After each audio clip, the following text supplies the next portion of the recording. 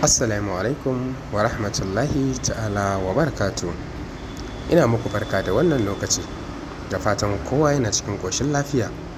Ubangiji Allah ya sada mu da alkhairan da ke cikin wannan rana, sharanta kuma Allah ya tsare mu baki ɗaya, amin. Ni ne dai naku a kullum wanda kuka fi sani da Yusuf Kwacha, wanda yake ci gaba da gabatar muku da wannan shirye-shiryen namu a koda yaushe. Sai ku ci gaba da biyo mu, ku danna mana subscribing, ku danna mana like da comment da alamar ƙararrawa a cikin wannan gidan TV namu mai albarka, wato Hausawa One TV. Domin hakan shi ke ƙara ba mu ƙwarin gwiwar ci gaba da kawo muku sababbin littattafanmu a koda yaushe iri-iri daban-daban.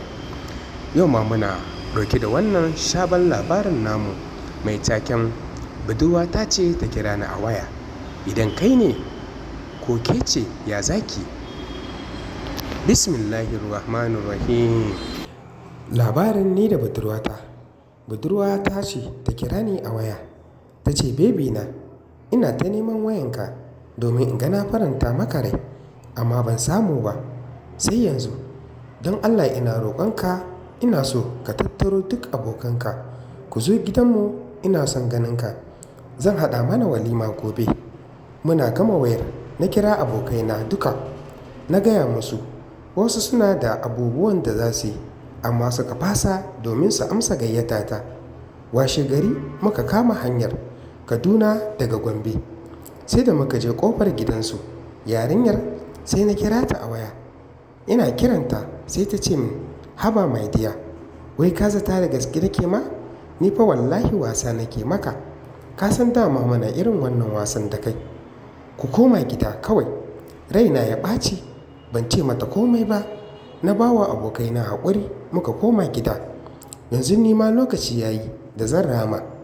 Bayan sati biyu sai na kira ta a waya, na ce mata honi, iyayena sun ce na fito da mata aure. Na ce ke nake so, kuma sun amince za su zo kawo kuɗi next week, sati mai zuwa. Yarinyar ta ji daɗi sosai, nan da nan ta gaya wa mahaifinta kuma ya amince. Sati na zagayowa, iyayenta suka tattaro 'yan uwa da abokan arziki, aka ce musu yau za a kawo kuɗi. Shiru ban zo ba. Sai yarinyar ta kira ni ta ce, sweetheart, har yanzu ba ku ƙaraso ba ne? Ni ma sai na ce mata, oh baby na, wai dama kin ɗauka da gaske nake? Ai ni wasa nake miki, kin san dama muna irin wannan wasan ne da ke. Ha ha ha, wai don Allah ni da ita wa aka fi cuta? Ku mana subscribing, ku yi mana comment da like domin mu ji ra'ayoyinku. Mun gode.